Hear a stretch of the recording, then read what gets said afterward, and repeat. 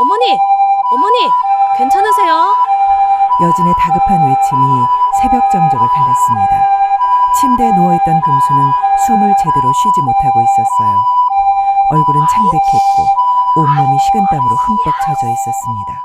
119입니다. 응급 상황이신가요? 네. 저희 시어머니가 갑자기 쓰러지셨어요. 의식도 없고 빨리 와주세요. 전화기 너머로 들리는 여진의 목소리는 공포와 절망으로 가득했어요. 하지만 그 순간 금순의 눈이 살짝 떠졌습니다. 흐릿한 시야 속에서 보인 여진의 얼굴. 그 표정이 뭔가 이상했어요. 걱정하는 사람의 표정이 아니라 마치 뭔가를 기다리고 있는 것 같은. 어머니, 괜찮으세요? 저 여기 있어요. 여진이 금순의 손을 잡으며 말했습니다.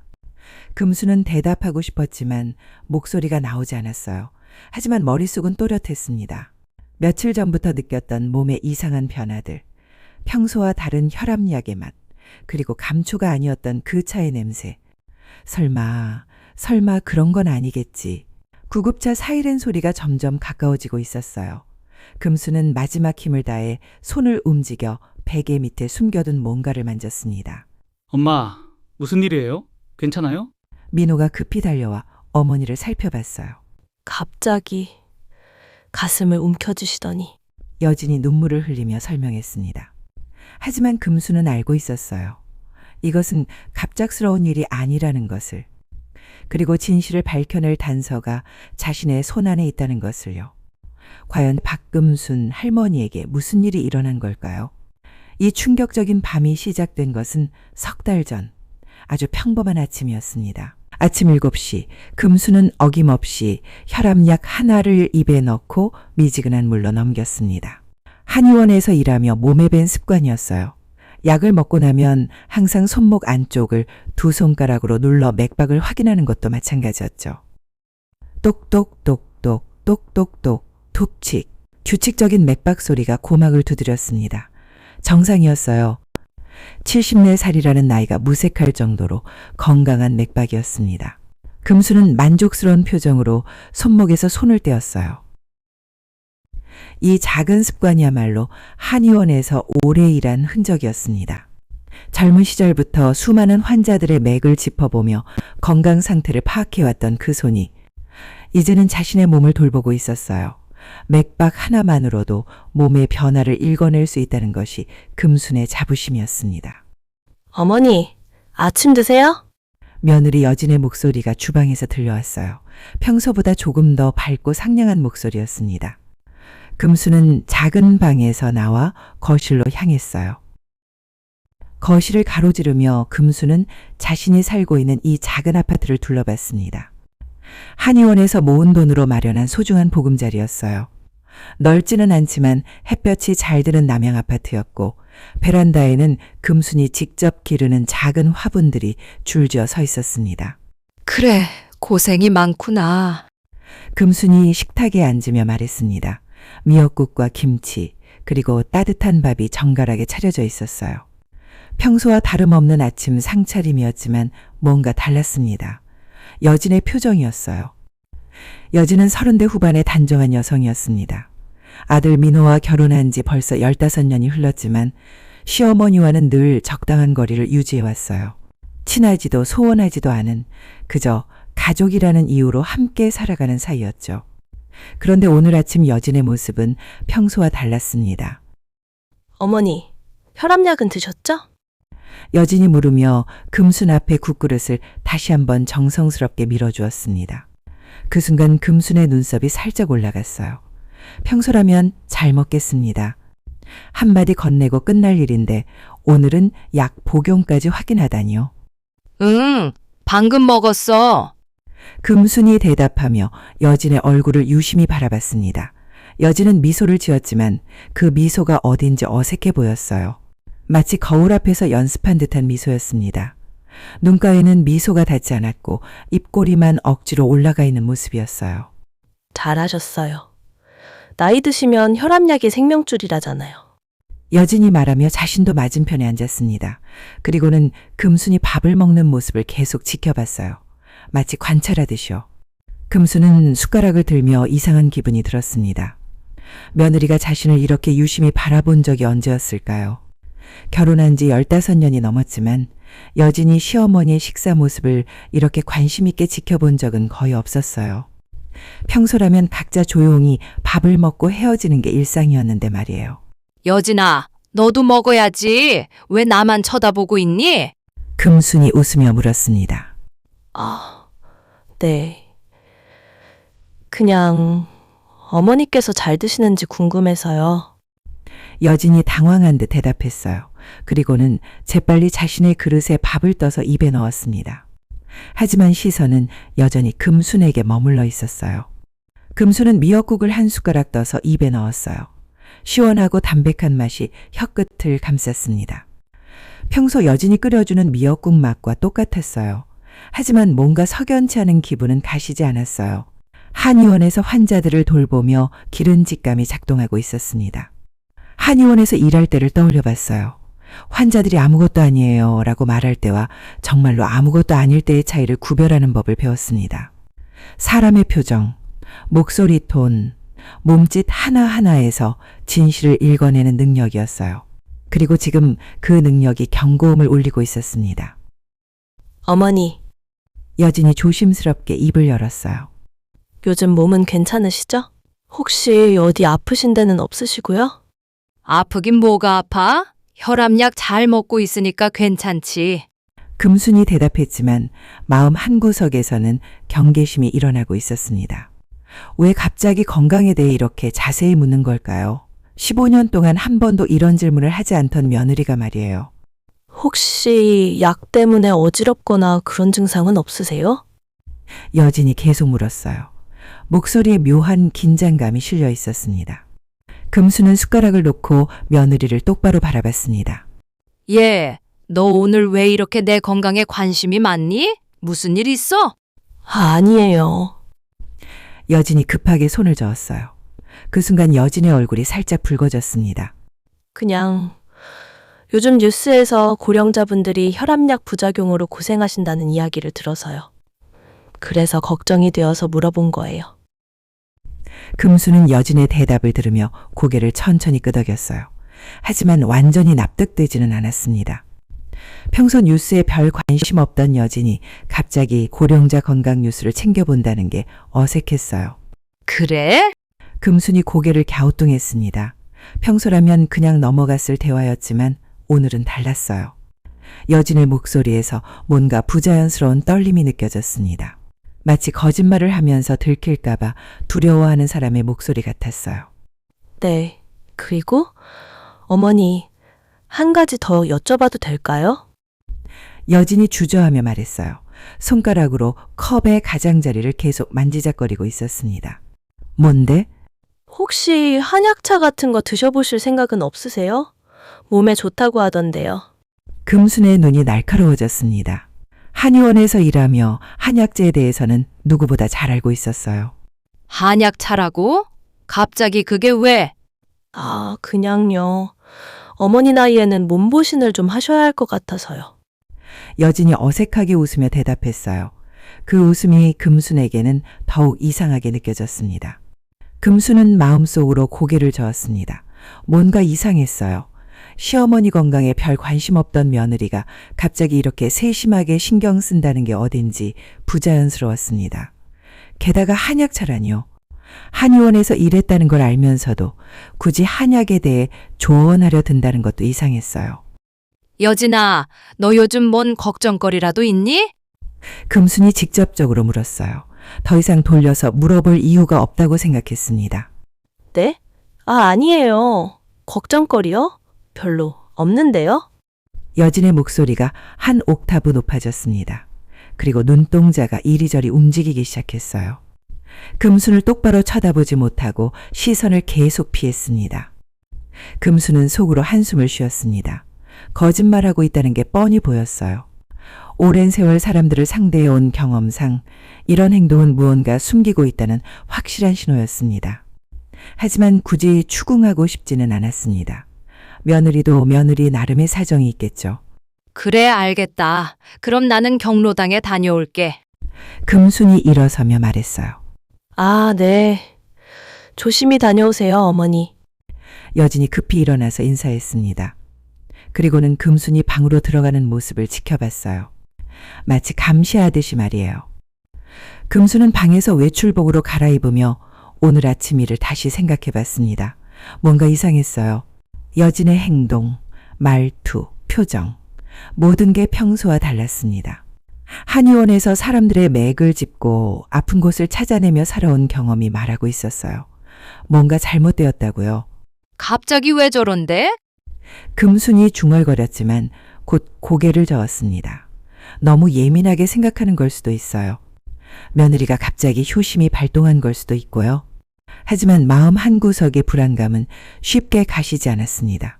금수는 한의원에서 일하며 수많은 사람들을 봐왔어요. 사람의 진심과 거짓을 구별하는 눈을 가지고 있었습니다. 그리고 그 눈이 지금 위험 신호를 보내고 있었어요. 하지만 현관문을 나서면서도 불안한 마음은 계속 따라왔어요. 그 예감이 석 달 후 구급차 안에서 현실이 될 줄은 그때의 금수는 전혀 알지 못했습니다. 어머니, 이거 한번 드셔보세요. 몸에 정말 좋대요. 여진이 김이 모락모락 나는 갈색차 한 잔을 금순 앞에 조심스럽게 내려놓았습니다. 평소라면 보리차나 물 한 잔 정도였는데 오늘은 뭔가 다른 색깔의 차였어요. 금수는 찻잔을 들어 코끝에 가져다 댔습니다. 한의원에서 일하며 기른 예민한 후각이 즉시 반응했어요. 이 향, 뭔가 낯설었습니다. 달콤하면서도 쓴맛이 섞인 복잡한 냄새였어요. 이게 뭐니? 금순이 물었어요. 감초차예요. 인터넷에서 고혈압에 좋다고 해서 특별히 구해온 거예요. 여진이 밝게 웃으며 대답했습니다. 하지만 그 웃음 뒤로 스치는 긴장감을 금수는 놓치지 않았어요. 금수는 찻잔을 입술에 가져다 대었지만 바로 마시지는 않았습니다. 여진아, 너 감초가 뭔지 알고 사온 거야? 네? 그냥 몸에 좋은 약재라고 하던데요. 여진의 목소리가 살짝 떨렸어요. 손가락으로 앞치마 자락을 계속 만지작거리고 있었습니다. 감초는 함부로 먹는 게 아니야. 특히 혈압약 드시는 분들은 더더욱 조심해야 하고. 금순이 찻잔을 내려놓으며 말했습니다. 여진의 얼굴이 순간 굳어지는 것을 봤어요. 마치 들키면 안 될 비밀을 들킨 것처럼 당황하는 표정이었습니다. 아, 그런가요? 저는 그냥 몸에 좋다고만 들었는데. 여진이 어색하게 변명했어요. 그리고는 급히 찻잔을 가져가려 했습니다. 잠깐. 금순이 여진의 손목을 살짝 잡았어요. 여진아, 너 정말 어디서 이걸 샀어? 한약방에서 샀다면 사장님이 분명 주의사항을 말해줬을 텐데. 여진은 금순의 시선을 피하며 대답했습니다. 그냥 인터넷에서 주문했어요.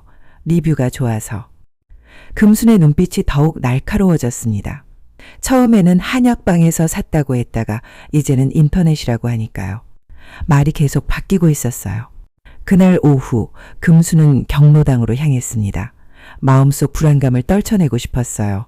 복잡한 생각들을 정리하고 싶기도 했고요. 경로당에 도착하자 친구 순옥이 반갑게 맞아주었습니다. 금순아, 오늘 얼굴이 왜 그렇게 어두워? 순옥이 금순의 표정을 보며 걱정스럽게 물었어요. 50년 넘게 친구로 지내온 사이라 작은 변화도 금세 알아챘습니다. 별거 아니야. 그냥 며느리가 요즘 이상해서. 금순이 한숨을 쉬며 의자에 앉았습니다. 경로당 창가 자리였는데 따뜻한 햇살이 두 사람을 비추고 있었어요. 이상하다고? 뭐가? 순옥이 관심을 보이며 몸을 앞으로 기울였어요. 갑자기 내 건강에 관심이 많아졌어. 혈압약 먹었는지 확인하고 한약차까지 끓여주고. 금순이 말하며 고개를 저었어요. 15년 동안 한 번도 안 그러던 애가 말이야. 그거 좋은 일 아니야? 며느리가 시어머니 챙겨주는데. 순옥이 처음에는 웃으며 말했습니다. 그게 아니야. 순옥아. 금순이 진지한 표정으로 말했어요. 오늘 아침에 감초차라면서 이상한 차를 끓여왔는데 냄새가 영 이상하더라고. 한의원에서 그 오랜 세월 약재 냄새 맡아봤는데 그게 감초 냄새가 아니었어. 순옥의 표정이 점점 심각해졌습니다. 정말? 그럼 뭔데? 모르겠어. 하지만 분명 평범한 약재는 아니었어. 그리고 처음에는 한약방에서 샀다고 했다가 나중에는 인터넷에서 주문했다고 말을 바꾸더라고. 금순의 목소리에 불안감이 묻어났어요. 순옥은 잠시 생각하더니 진지한 표정을 지었습니다. 금순아, 너 한의원에서 그 오래 일했잖아. 사람 보는 눈이 있는 거 아니야? 내가 이상하다고 생각하면 분명 뭔가 있을 거야. 그렇게 생각해? 금순이 순옥을 바라봤어요. 당연하지. 너만큼 약재랑 사람 몸에 대해 아는 사람이 어디 있어? 내 직감을 믿어야 해. 순옥이 금순의 손을 꼭 잡으며 말했습니다. 그 말에 금순은 조금 위안을 받았어요. 자신의 감각을 믿어도 되는 건가 싶어서 고민이었는데 가장 가까운 친구가 지지해주니 마음이 좀 놓였습니다. 그런데 금순아, 혹시 여진이가 무슨 문제라도 있는 거 아닐까? 순옥이 조심스럽게 물었어요. 무슨 문제? 돈 문제 말이야. 요즘 젊은 사람들이 투자니 사업이니 하다가 빚더미에 앉는 경우가 많잖아. 순옥의 말에 금수는 깊이 생각해 봤어요. 그러고 보니 여진이 요즘 평소보다 예민해 보였고 전화 통화할 때도 조심스러워하는 모습을 봤었어요. 그리고 갑자기 시어머니 건강에 관심을 보이기 시작한 것도. 설마 금순이 중얼거렸습니다. 하지만 그 설마가 점점 현실로 다가오고 있다는 불안감이 커져갔어요. 한편 집에서 여진은 컴퓨터 앞에 앉아 있었습니다. 인터넷 검색창에는 고령자 혈압약 부작용, 자연사 방법 같은 단어들이 입력되어 있었어요. 여진의 표정은 심각했습니다.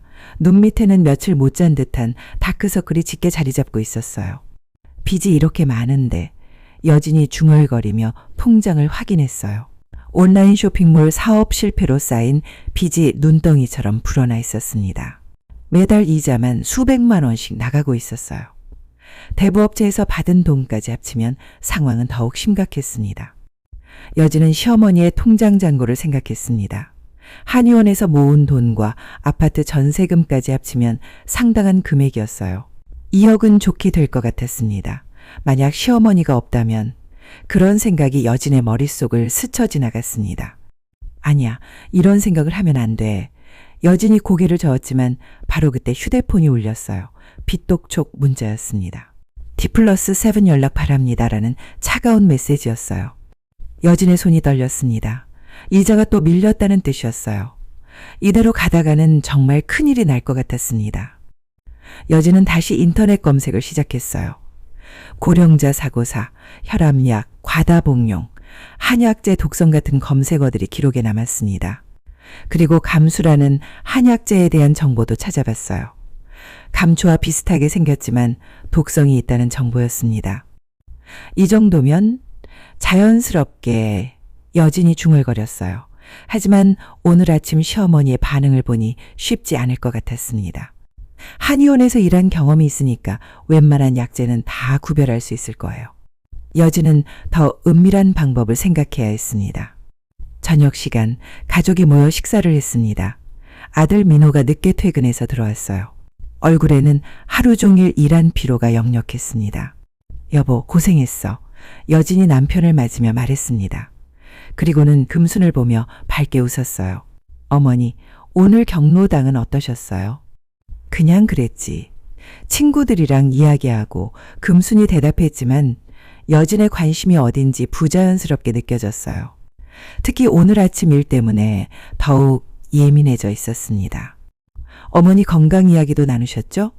요즘 어르신들 건강관리가 정말 중요하다고 하잖아요. 여진이 계속 물었어요. 목소리는 밝았지만 눈빛이 어딘지 날카로웠습니다.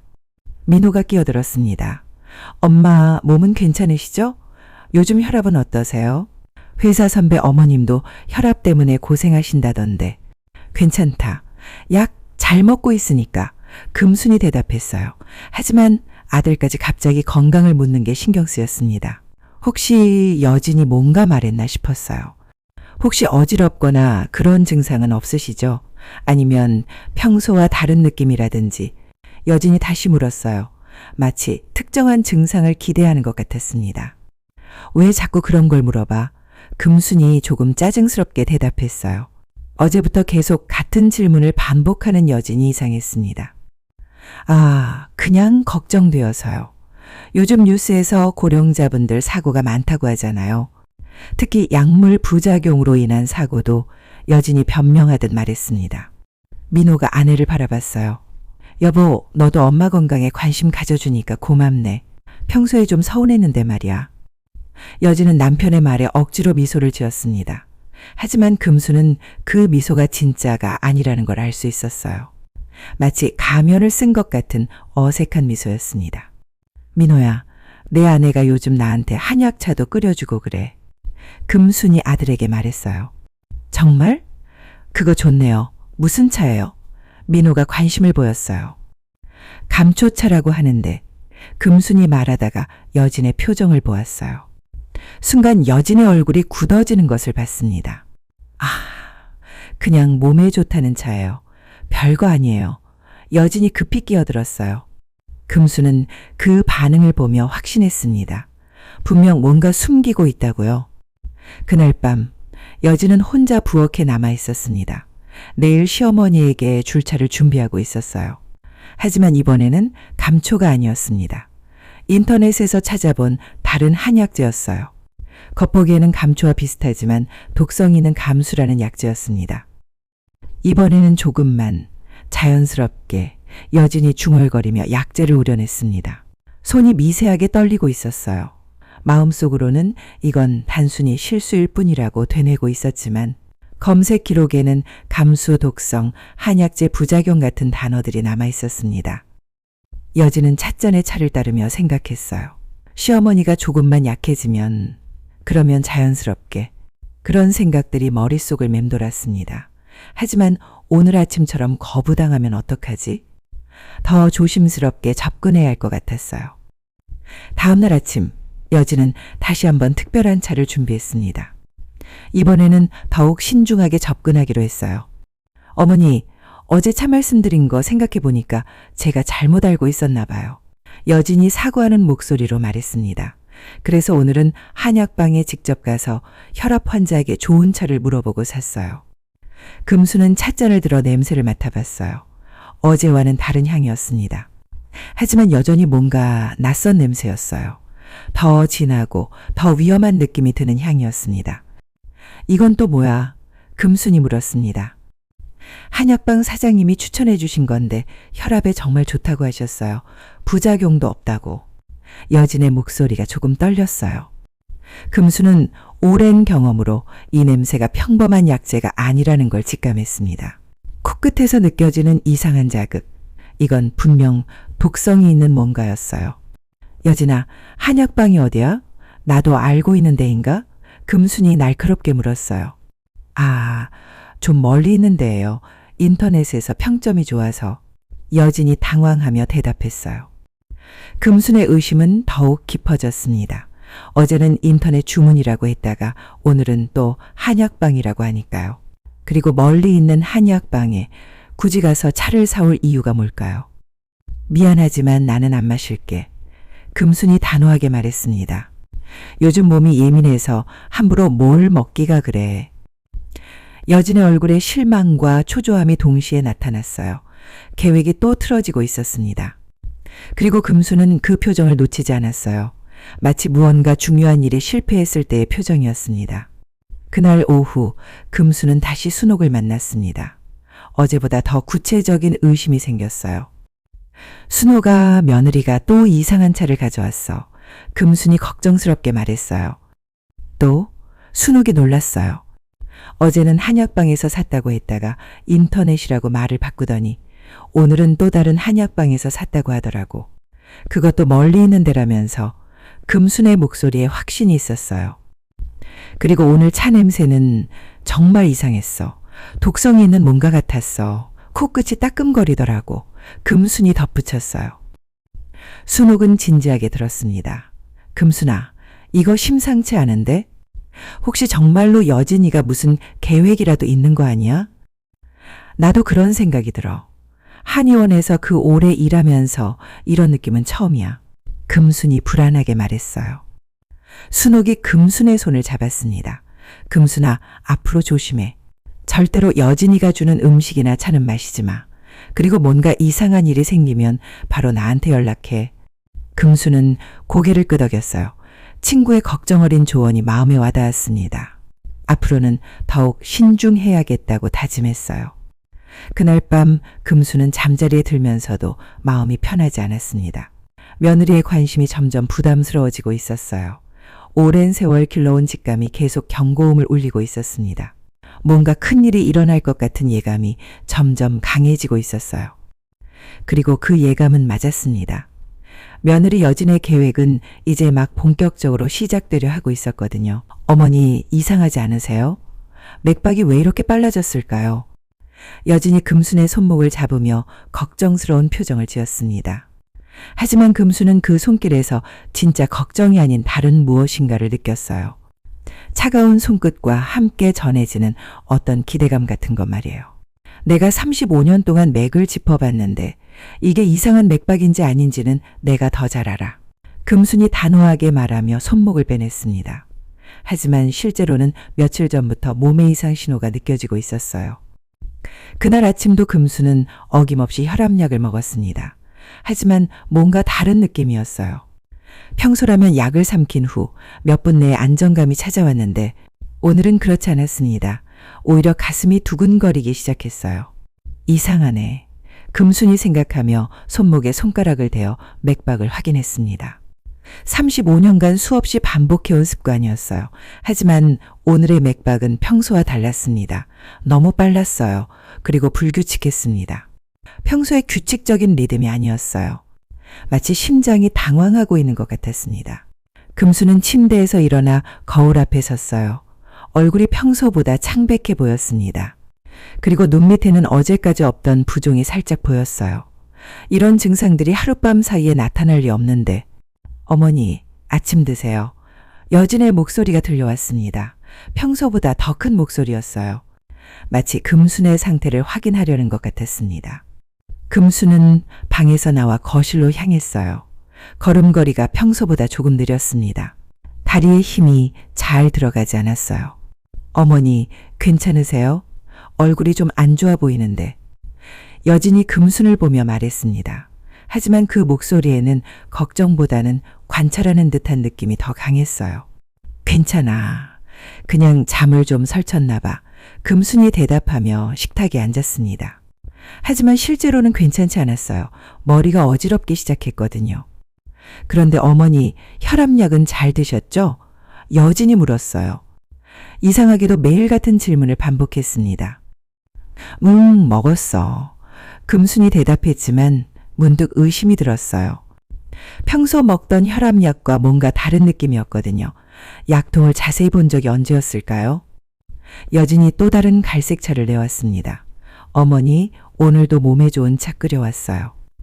어제 안 드셔서 아쉬웠는데 오늘은 꼭 드셔보세요. 금수는 찻잔을 들어 냄새를 맡아봤어요.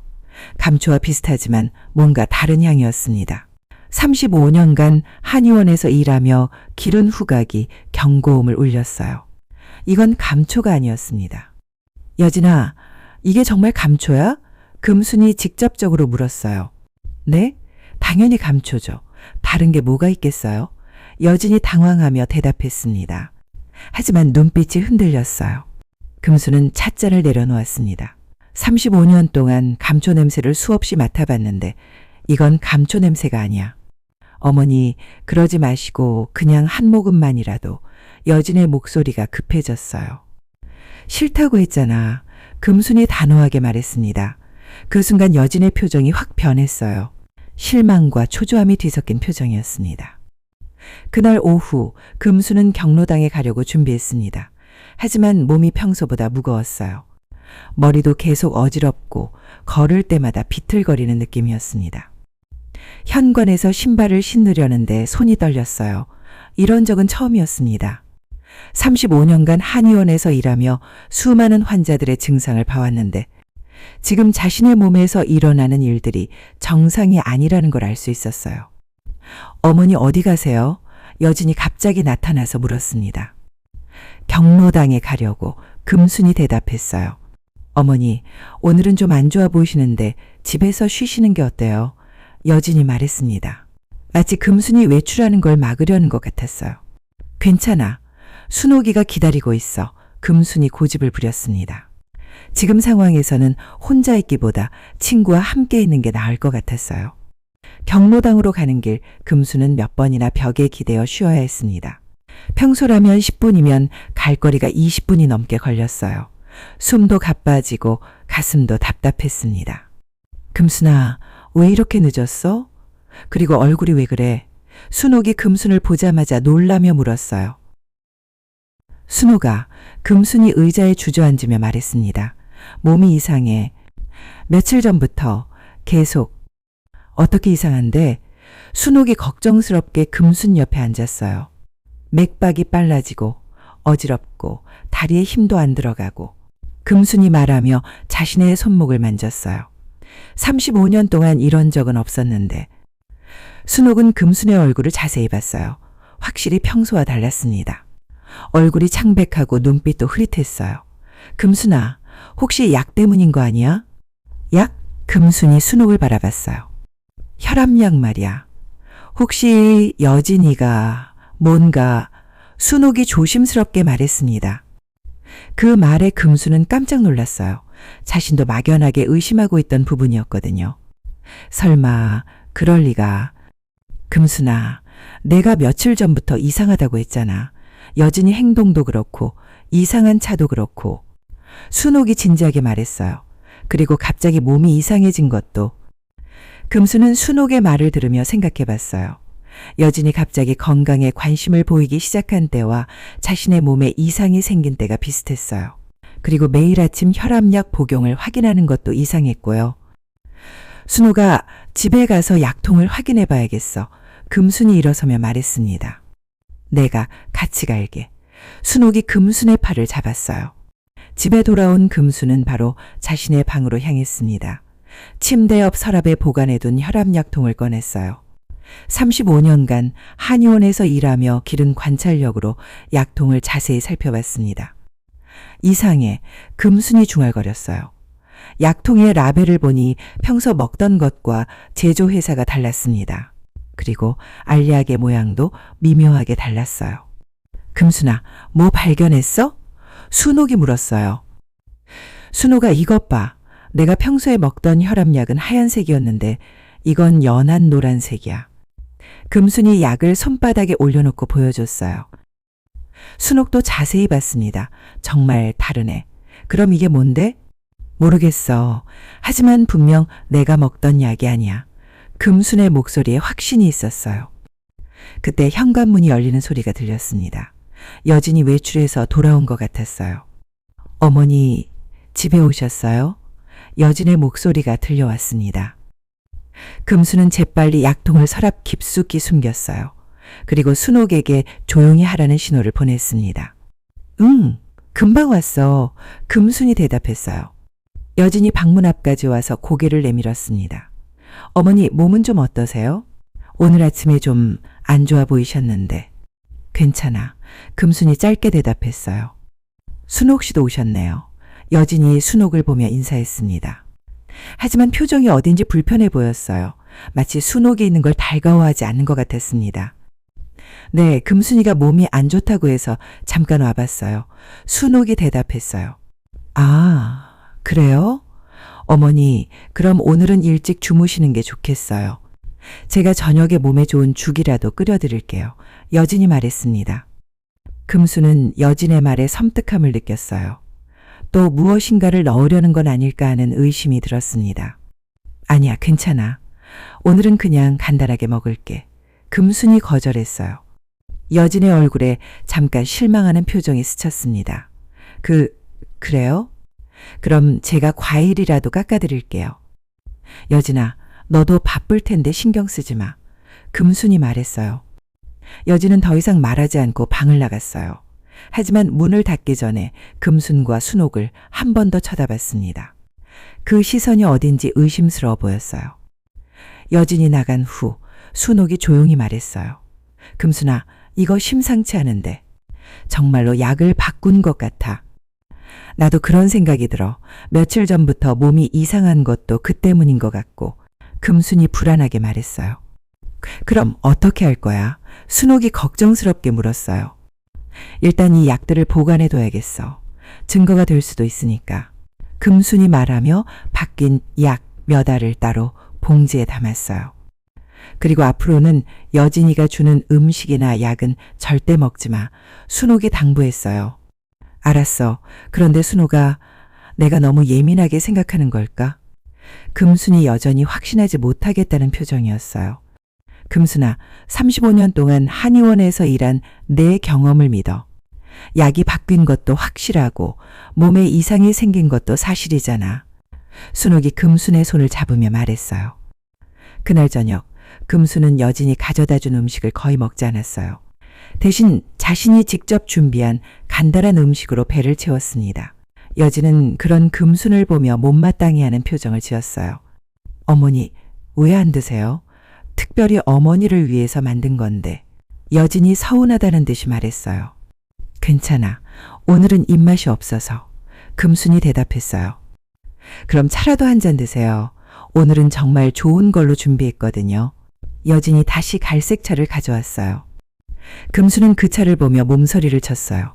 절대로 마실 수 없었습니다. 오늘은 물만 마실게. 여진의 얼굴이 굳어졌어요. 어머니, 요즘 제가 드리는 음식을 자꾸 거부하시네요. 혹시 제가 뭔가 잘못했나요? 아니야, 그냥 몸이 좀 예민해져서 그래. 금순이 변명했어요. 하지만 여진은 납득하지 못하는 표정이었어요.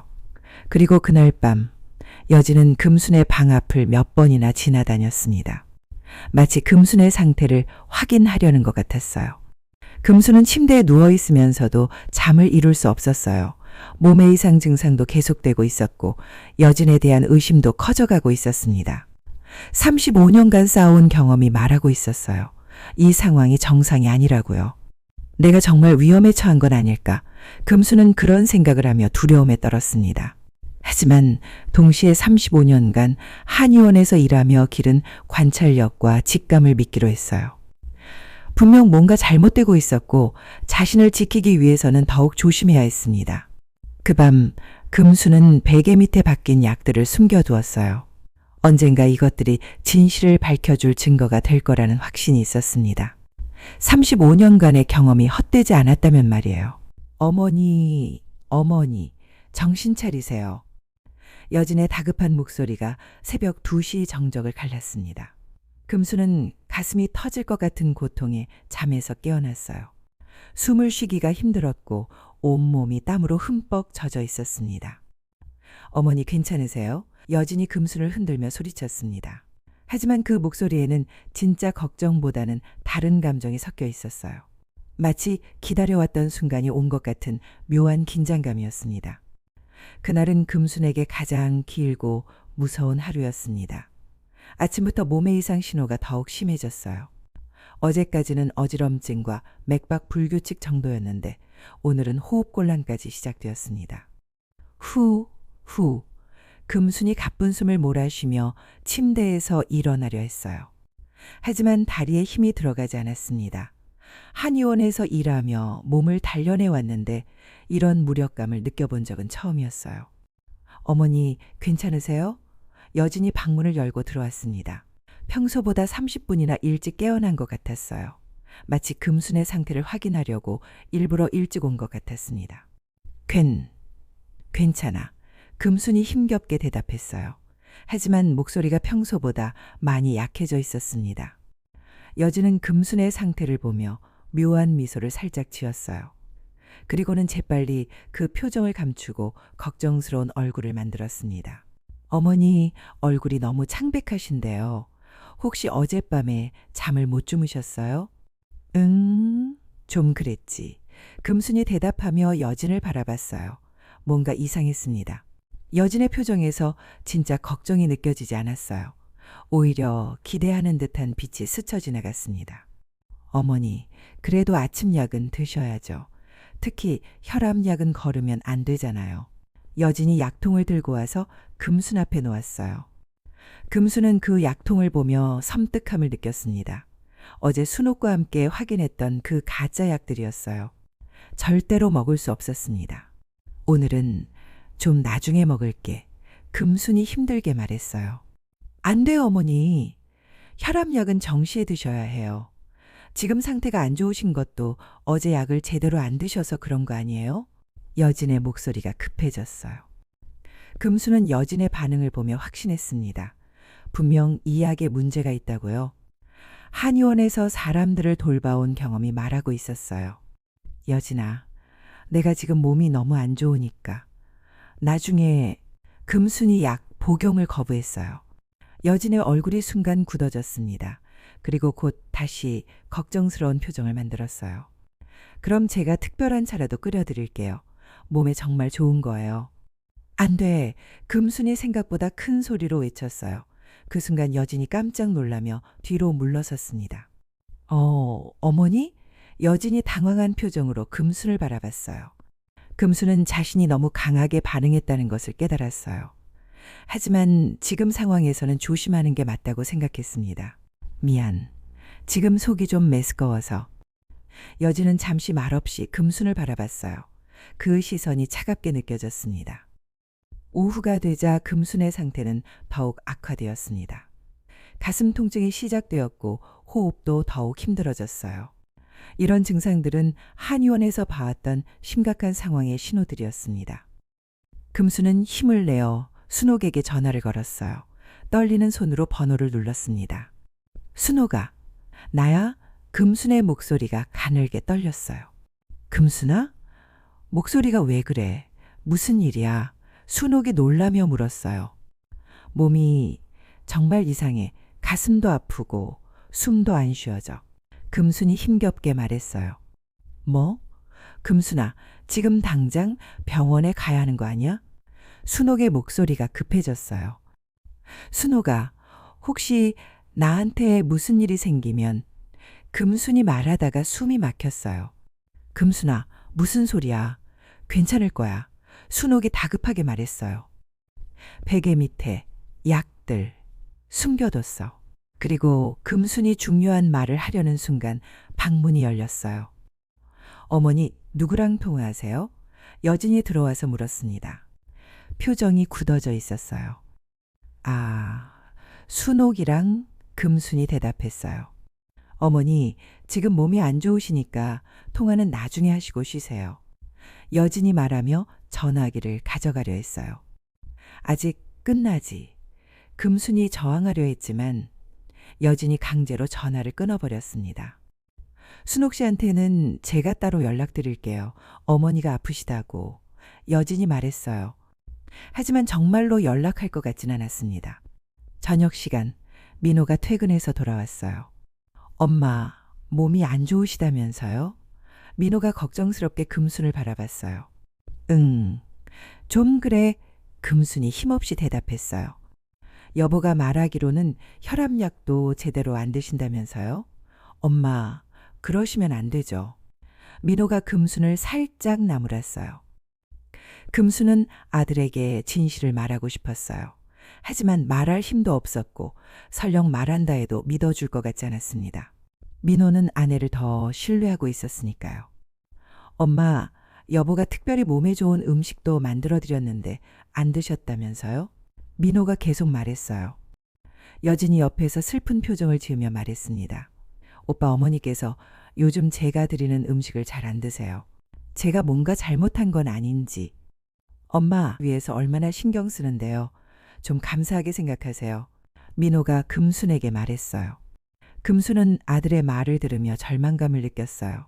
자신의 유일한 아들조차 며느리 편에 서 있었습니다. 이 상황에서 누구를 믿어야 할까요? 민호야, 내가 금순이 뭔가 말하려 했지만 갑자기 가슴에 극심한 통증이 몰려왔어요.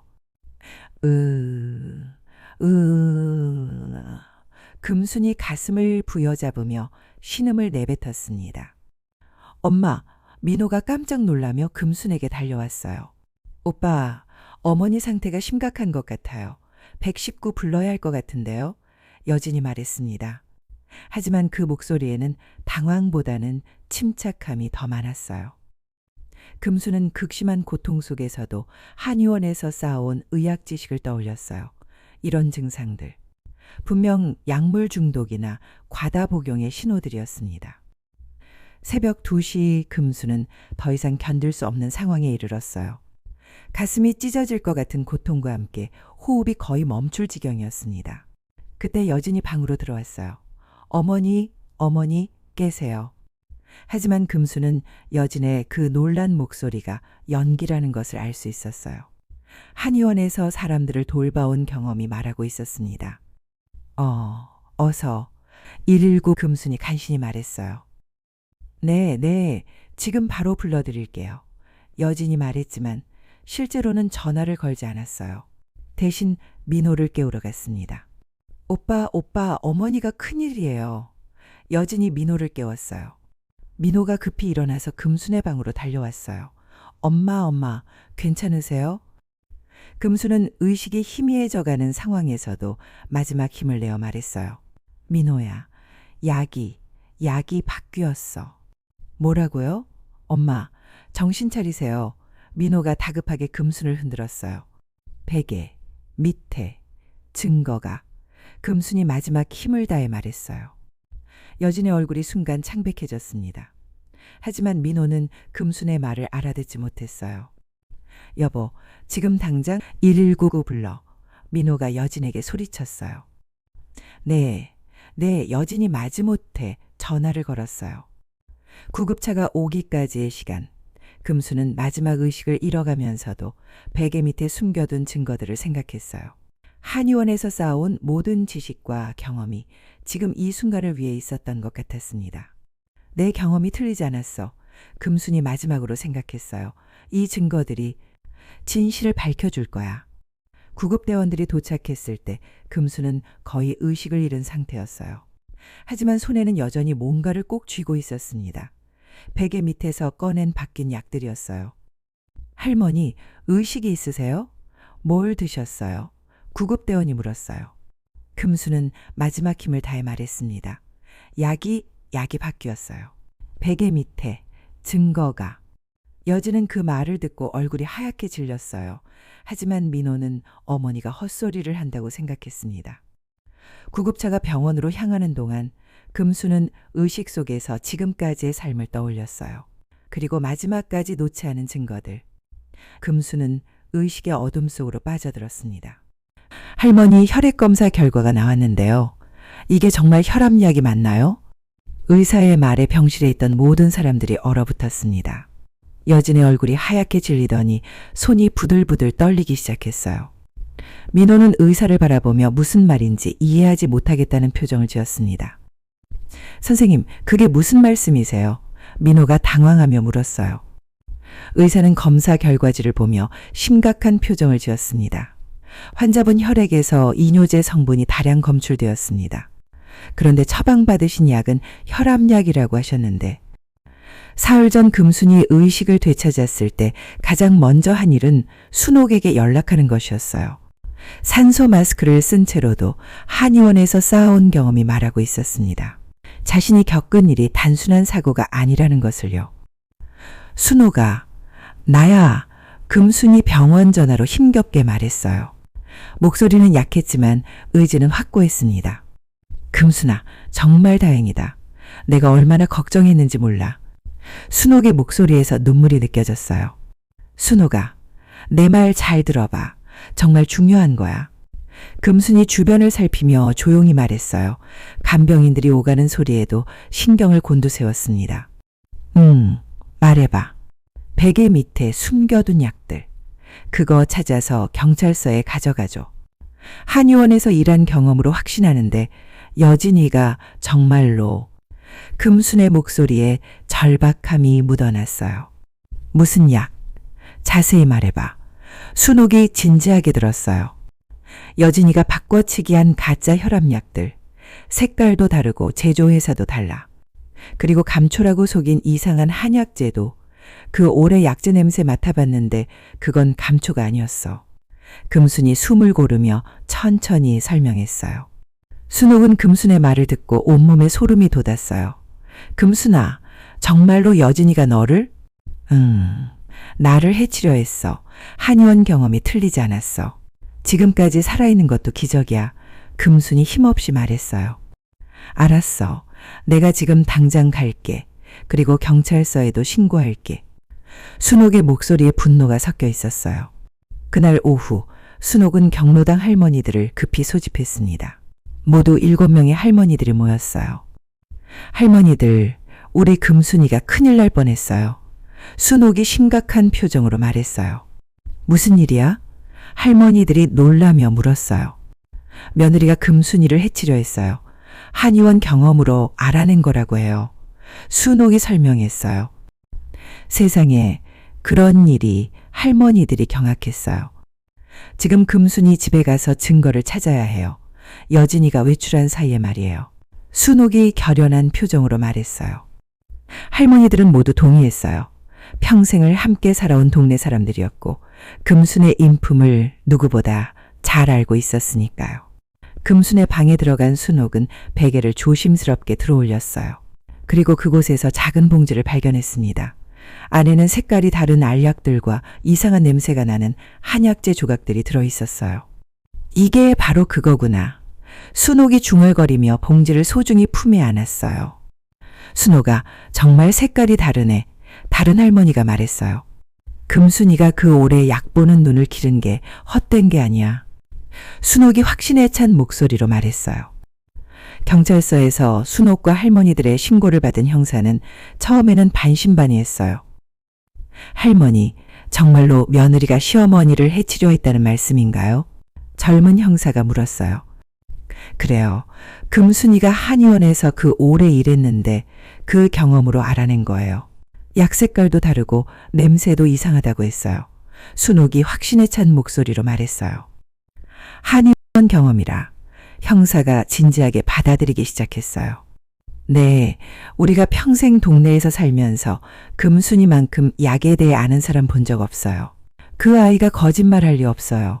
다른 할머니가 거들었어요. 그렇다면 이 약들을 국과수에 의뢰해서 성분 분석을 해보겠습니다. 형사가 말했어요. 며칠 후 나온 결과는 충격적이었어요. 금순이 가져온 가짜 혈압약은 실제로는 강력한 이뇨제였고 한약제라고 했던 것은 독성이 있는 감수라는 약제였습니다. 이 정도 양이면 고령자에게는 매우 위험할 수 있습니다. 지속적으로 복용하면 탈수와 전해질 불균형으로 생명이 위험해질 수 있어요. 국과수 직원이 보고했어요. 한의원 경험이 정확했군요. 형사가 감탄하며 말했어요. 한편 순옥은 동네 네트워크를 총동원해서 여진의 행적을 추적하기 시작했어요. 50년 넘게 이 동네에서 살아온 인맥이 빛을 발했습니다. 약국 사장님, 혹시 최여진이라는 사람이 이상한 질문 한 적 있어요? 순옥이 동네 약국을 찾아가서 물었어요. 아, 그 사람 며칠 전에 와서 혈압약에 대해 이상한 질문을 많이 하더라고요. 혈압약을 다른 걸로 바꿔도 되냐고, 이뇨제는 어떤 효과가 있냐고. 약국 사장이 기억을 떠올리며 말했어요. 정말요? 그런 질문을? 순옥이 놀라며 물었어요. 네, 그리고 고령자가 먹으면 어떻게 되냐고도 물어보더라고요. 그때 이상하다고 생각했는데 설마 이런 일이었다니. 약국 사장이 경악했어요. 순옥은 계속해서 한약방도 찾아갔어요. 한약방 할머니, 혹시 감수라는 약재 아세요? 순옥이 물었어요. 감수요? 아이고, 그건 독성이 있어서 함부로 쓰면 안 되는 약재인데요. 감초랑 비슷하게 생겼지만 전혀 다른 거예요. 한약방 할머니가 놀라며 말했어요. 며칠 전에 젊은 여자가 와서 감초 달라고 했다가 갑자기 감수로 바꿔서 사갔어요. 이상하다고 생각했는데. 한약방 할머니가 기억을 떠올리며 말했어요. 뭐라고요? 그럼 그 사람이 고의로. 순옥이 경악했어요. 감수를 감초인 줄 알고 먹으면 큰일 나는 거예요. 특히 나이 드신 분은. 한약방 할머니가 걱정스럽게 말했어요. 증거들이 하나씩 모이자 경찰은 본격적인 수사에 착수했어요. 여진의 컴퓨터를 압수수색한 결과 충격적인 검색 기록들이 발견되었습니다. 고령자 자연사 방법, 혈압약 부작용, 감수 독성, 한약재 사고, 이뇨제 과다 복용 증상 등등 이런 검색 기록이 수두룩하네요. 수사관이 보고했어요. 그리고 최여진 씨의 금융 기록을 조사한 결과 온라인 쇼핑몰 사업 실패로 인한 채무가 3억 원이 넘습니다. 대부업체 빚까지 합치면 더 많아요. 다른 수사관이 추가로 보고했어요. 동기가 명확하네요. 시어머니의 재산을 노린 거군요. 그런데 상대를 잘못 골랐네. 한의원 경험이 있는 분을 팀장이 혀를 찼어요. 결정적인 순간은 병원에서 혈액 검사 결과가 나왔을 때였어요. 환자분 혈액에서 이뇨제 성분과 함께 감수 독성 성분이 검출되었습니다. 이는 명백히 고의적으로 투여된 것으로 보입니다. 의사가 심각하게 말했어요. 그 순간 여진의 얼굴이 완전히 창백해졌어요. 다리에 힘이 풀려 의자에 주저앉았습니다. 민호는 아직도 상황을 이해하지 못하고 있었지만 의사의 다음 말에 충격을 받았습니다. 이 정도 농도라면 며칠 더 지속되었다면 환자분은 정말 위험했을 겁니다. 한의원 경험이 생명을 구한 케이스라고 할 수 있어요. 독살이라니 그게 무슨... 민호가 중얼거리며 여진을 바라봤어요. 그때 병실 문이 열리며 경찰들이 들어왔어요. 최여진 씨, 존속상해 미수 혐의로 체포합니다. 경찰관이 수갑을 꺼내며 말했어요. 잠깐요. 이게 무슨 일이에요? 민호가 당황하며 소리쳤어요. 오빠. 저는 정말로... 여진이 민호의 팔을 붙잡으며 눈물을 흘렸어요. 하지만 이미 때는 늦었습니다. 한의원 경험을 무시한 대가를 치르는 겁니다. 경찰관이 차갑게 말했어요. 재판은 2달 후에 열렸어요. 법정에는 금순, 순옥, 그리고 동네 할머니들이 증인으로 출석했습니다. 또한 약국 사장과 한약방 할머니도 증인으로 나왔어요. 피고인은 시어머니의 전문 경험을 악용해 계획적으로 범행을 저질렀습니다. 혈압약을 이뇨제로 바꿔치기 하고 독성이 있는 감수를 감초라고 속여서 차로 끓여 먹이려 한 것이 인정됩니다. 검사가 말했어요. 또한 피고인의 온라인 검색 기록과 약국, 한약방에서의 수상한 행동들이 모두 계획적 범행임을 보여줍니다. 하지만 피해자의 한의원 경험 덕분에 범행이 저지되었습니다. 검사가 계속 설명했어요. 순옥이 증인석에 나와 증언했어요. 금순이는 한의원에서 그 오래 일하며 수많은 약재와 약물을 다뤄본 전문가입니다. 그 경험이 자신의 목숨을 구한 겁니다. 약국 사장도 증언했어요. 피고인이 와서 이뇨제에 대해 이상한 질문을 많이 했습니다.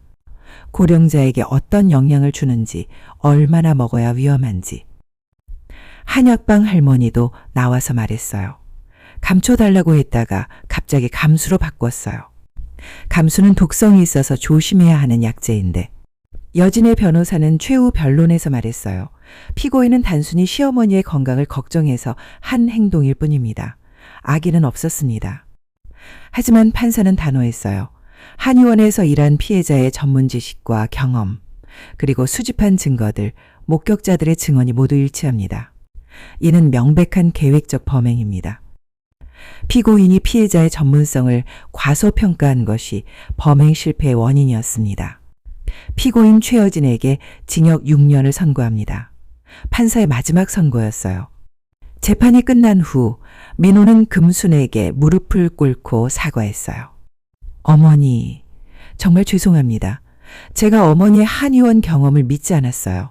어머니 말씀을 무시했어요. 민호가 눈물을 흘리며 말했어요. 괜찮다, 민호야. 너도 몰랐을 테니까. 하지만 이제 알겠지? 어미의 경험이 헛된 게 아니라는 걸. 금순이 아들의 어깨를 토닥이며 말했어요. 네, 어머니. 어머니의 한의원 경험이 어머니를 구했고 저에게도 큰 교훈을 줬어요. 민호가 진심으로 말했어요. 앞으로는 어머니를 더 잘 모실게요. 그리고 어머니의 말씀을 항상 귀담아 듣겠어요. 민호가 약속했어요. 6달 후 금수는 경로당에서 존경받는 할머니가 되어 있었어요. 자신의 경험담을 들으려고 다른 동네에서까지 할머니들이 찾아왔습니다. 할머니들, 우리가 평생 살아온 경험과 지혜를 믿어야 해요. 금순이 말했어요. 금순이 말이 맞아. 한의원 경험이 헛된 게 아니었어. 우리 경험도 마찬가지야. 순옥이 맞장구 쳤어요. 나이 들었다고 무시당할 건 없어요. 우리에게는 젊은 사람들이 갖지 못한 경험과 지혜가 있거든요. 금순이 힘주어 말했어요. 그래요. 우리가 평생 쌓아온 건 소중한 거예요. 다른 할머니가 공감했어요. 경로당 할머니들은 모두 고개를 끄덕이며 금순의 말에 공감했어요. 그리고 자신들의 경험도 소중하다는 것을 새삼 깨달았습니다. 1년 후 금순과 민호의 관계는 완전히 새로워졌어요. 민호는 매주 어머니를 찾아와 안부를 묻고 금순의 경험담을 귀담아 들었습니다. 어머니, 오늘 경로당에서는 어떤 이야기를 하셨어요? 민호가 관심 있게 물었어요. 오늘은 한약재 구별하는 법을 가르쳐 줬지. 한의원 경험이 있으니까 다들 열심히 들어. 금순이 자랑스럽게 말했어요. 어머니는 정말 대단하세요. 그 경험이 어머니를 구했을 뿐 아니라 다른 분들에게도 도움이 되고 있어요. 민호가 감탄하며 말했어요. 그래, 그 오래 쌓아온 게 헛된 건 하나도 없구나. 금순이 뿌듯하게 말했어요. 어느 저녁 금순은 베란다에서 화분들을 돌보며 생각했어요. 한의원에서 일하며 쌓아온 모든 경험이 자신의 생명을 구했고 이제는 다른 사람들에게도 도움이 되고 있다는 것을요. 한의원 경험이 나를 구했어. 그리고 이제는 다른 사람들도 구하고 있어. 금순이 중얼거렸어요. 그때 순옥이 저녁 산책을 나왔다가 들렀어요. 금순아, 뭐 하고 있어? 순옥이 웃으며 물었어요. 그냥 생각 좀 하고 있었어. 한의원 경험이 정말 소중하다는 걸. 금순이 대답했어요. 맞아. 우리가 평생 살아온 게 다 의미가 있는 거야. 내 경험이 너를 구했잖아. 순옥이 금순의 어깨를 토닥였어요. 고마워, 순옥아. 내가 없었다면 혼자서는 못했을 거야. 금순이 친구에게 감사를 표했어요. 뭘, 우리가 50년 넘게 친구인데. 그리고 내 한의원 경험을 믿은 건 당연한 거야. 순옥이 웃으며 말했어요. 두 친구는 저녁 노을을 바라보며 조용히 앉아 있었어요. 평생을 함께 살아온 우정과 한의원 경험의 소중함을 새삼 느끼며 말이에요. 그날 밤 금수는 평온한 마음으로 잠자리에 들었어요. 한의원에서 쌓아온 경험이 자신을 구했고 정의가 승리했으며 아들과의 관계도 새롭게 시작되었고 다른 어르신들에게도 도움이 되고 있었어요. 한의원 경험이 헛되지 않았구나. 나이 들어도 우리에게는 소중한 지혜가 있어. 금순이 마지막으로 생각하며 눈을 감았어요. 창밖으로는 따뜻한 달빛이 들어와 금순의 얼굴을 비추고 있었습니다. 오랜 시련을 견디고 마침내 평화를 되찾은 한 노인의 안온한 잠자리였어요. 그리고 한의원 경험의 가치를 증명한 승리자의 잠자리이기도 했습니다. 경로당에서는 내일도 금순의 경험담을 듣기 위해 할머니들이 모일 예정이었고 민호는 어머니를 더욱 존경하며 살아갈 것이었으며 여진은 교도소에서 자신의 잘못을 뉘우치고 있을 것이었습니다. 이 모든 것이 한의원에서 쌓아온 한 할머니의 지혜와 용기에서 시작된 이야기였습니다.